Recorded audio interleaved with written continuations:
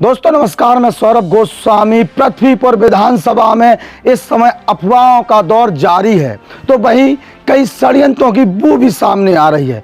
सुषपाल यादव जो भारतीय जनता पार्टी से विधायक हैं और जिन्होंने राठौर परिवार को हार का चेहरा दिखाया है, गैर वहां लोकल के होने के बाद भी, ऐसे में जिस प्रकार की रणनीति रची जा रही है उसमें समाजवादी पार्टी रायता फैलाती हुई नजर आ रही है। दीपनारायण यादव की सुपुत्री को टिकट दी गई है सपा की तरफ से पृथ्वीपुर से, और कार्यकर्ता जो थे वो भी तैयारी कर रहे थे, टिकट मांग रहे थे कि उन्हें किसी को टिकट नहीं मिली। केवल निवाड़ी जिले में एक तरफ निवाड़ी से उनकी पत्नी को उतार दिया जाता है, पूर्व विधायक हैं जो 2 बार हार चुकी हैं, और इसके बाद अब उनकी सुपुत्री को पृथ्वीपुर विधानसभा से टिकट दी है। कहीं ना कहीं ये टिकट जो दी गई है सोची समझी रणनीति के तहत टिकट दी गई है।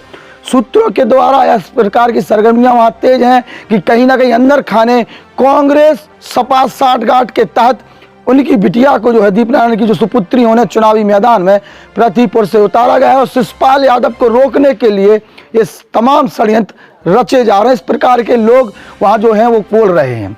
हम जो समझ पा रहे हैं उसमें एक चीज स्पष्ट है कि जिस प्रकार से दीपनारायण यादव या मीरा यादव जो हैं, उनकी पत्नी जो लगातार 2 बार वहां हार चुकी हैं, उन्हें जीत। दूसरी चीज जो यूपी में झांसी में उन पर कार्रवाइयां हुई हैं, जिसके बाद राजनीतिक अस्तित्व की लड़ाई कहीं ना कहीं खड़ी हो गई है, और अपने राजनीतिक अस्तित्व बचाने के लिए दीपनारायण यादव किसी भी हद तक जा सकते हैं। सपा सुप्रीमो अखिलेश यादव सपा को यूपी में तो खड़ा कर ले जाते, लेकिन मध्य प्रदेश में मुलायम सिंह यादव जी के बाद सपा कितनी कमजोर हुई है वो उनकी सीटें बता सकती हैं।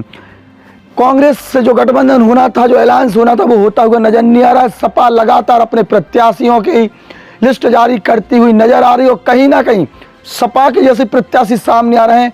कहीं कांग्रेस को नुकसान होता हुआ नजर आ रहा है, तो कहीं बीजेपी को भी नुकसान होता हुआ नजर आ रहा है, लेकिन कहीं ना कहीं अधिकांश कांग्रेस को ही लाभ मिलता हुआ नजर आ रहा है। और बी टीम कांग्रेस की सपा मध्य प्रदेश में कई सीटों पर बनती हुई नजर आ रही है। सुषपाल यादव वो शख्स हैं जिन्हें मौजूदा समय में रोकने के लिए तमाम बड़ी ताकतें पृथ्वीपुर में लगी हुई हैं कि सुषपाल यादव का अगर टिकट कट जाएगा तो वह पृथ्वीपुर की सीट पूरी तरीके से कांग्रेस के खाते में जाती हुई नजर आएगी। और कहीं ना कहीं जिस प्रकार से दीपनारायण यादव की सुपुत्री को टिकट मिली है, वो इशारा करती है कि जिस प्रकार से सुषपाल यादव और वहाँ पर जो वोट बैंक मजबूत है सुषपाल यादव का, उसको कमज़ोर करने के लिए सपा ने उन्हें उतारा है, और कहीं ना कहीं नितिन सिंह राठौर को उसका लाभ मिलता हुआ नजर आएगा। अब इसके भीतर की कहानी क्या है? क्या कांग्रेस से कोई साठगांठ हुई है कि हम निवाड़ी में आपको कोई मदद करेंगे?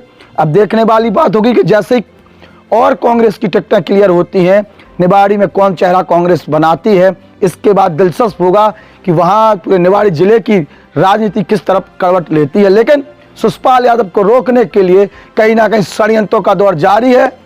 भारतीय जनता पार्टी के खेमे में 2 लोगों के नाम बड़े चर्चा का विषय हैं, सुषपाल यादव और गणेशी नायक। गणेशी नायक के लिए टिकट को लेकर चर्चाएं लोग कर रहे हैं, तो वहीं सुषपाल यादव के समर्थक भी टिकट को लेकर अपनी अपनी बातें कर रहे हैं। अब देखने वाली बात होगी कि भारतीय जनता पार्टी किसे चुनावी मैदान में उतारती है। उस शख्स को जिसने भारतीय जनता पार्टी के लिए जीत हासिल कराई है, जो कहेंगे सुनील नायक जी की मौत के बाद उनकी पत्नी चुनावी मैदान में आई थी, वो जीती थी, उसके बाद फिर से उनकी टिकट काट के सुषपाल यादव को दी गई और सुषपाल यादव जीत कर आए हैं। अब सुषपाल यादव और जो गणेशी परिवार या गणेशी नायक और उनकी जो भाभी हैं वो टिकट मांग रही हैं। ऐसे में आपसी गुटबाजी, आपसी खींचातानी के बीच में भारतीय जनता पार्टी किसको टिकट देती है वो चर्चा का विषय होगा। लेकिन कहीं ना कहीं सुषपाल यादव को रोकने के लिए षड्यंत्रों का दौर जारी है, और कई पितरघाती अंदर खाने जो सुषपाल के अगल बगल पाए जाते हैं वो भी अपने अपने पत्ते अपनी अपनी बिछाते हुए नजर आए हैं, और सपा की जो सीट हुई है वो कुछ उसी तरफ इशारा करती है। नमस्कार।